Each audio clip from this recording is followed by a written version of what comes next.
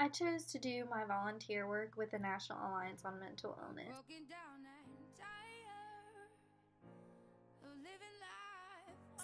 This agency is dedicated to providing resources, support, advocacy, and education for those who are struggling with mental illness, and also for those who know somebody that is struggling with mental illness.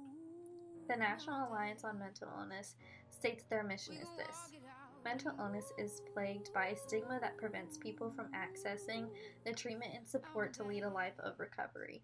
We are committed to diminishing the stigma and improving access to resources so that all those affected by mental illness feel welcome in the community. This agency is dedicated to helping anybody, so the client population does not have a specific age or a specific race or gender. Anybody who's struggling with mental illness is able to get resources and education and support from them. They have a focus on children, adults, veterans, students, people of different religions. It doesn't matter. The client population that I'm specifically going to be involved with are going to be middle school and high school students through the Ending the Silence program. This is a free program where the agency and its volunteers go to a middle school or high school and they give a 50-minute presentation. The first part is about signs of mental illness, so knowing the signs in those who are around you, and even in yourself.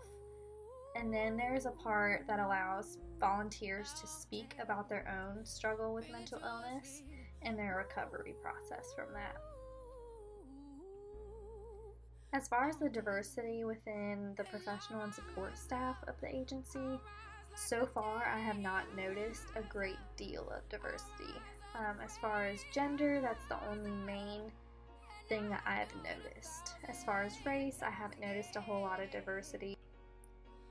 This agency is very committed to social and economic opportunity for everybody that they are providing resources for. A lot of the things are free.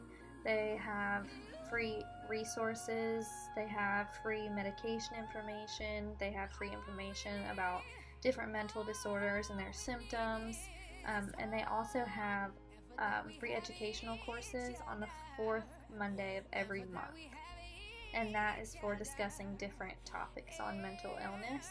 So if you are struggling yourself, you can go and you can learn things about it, or if it's a parent or a peer, you can go and you can learn some things that may help you deal with somebody that you know having a mental illness.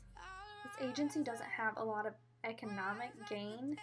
The main focus is just providing the resources for people who may not be able to afford it or can't really access it. It gives you online information and points you in the right direction of services that are available outside of this agency.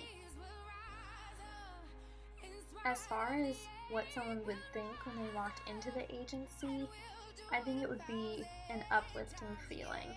It's the smiling face that you see when you walk in. Outside the building, there is a huge cross on the front. To me, no matter what religion you are, it seems to me like a symbol of hope. And when someone's struggling with mental illness or anything, that's one of the main components that you need, is hope. Mental illness does not discriminate, and I am so thankful for the opportunity to volunteer with an agency that is dedicated to show those who are struggling that their voices are heard, and more importantly, that there is hope. The National Alliance on Mental Illness tells people, you are not alone.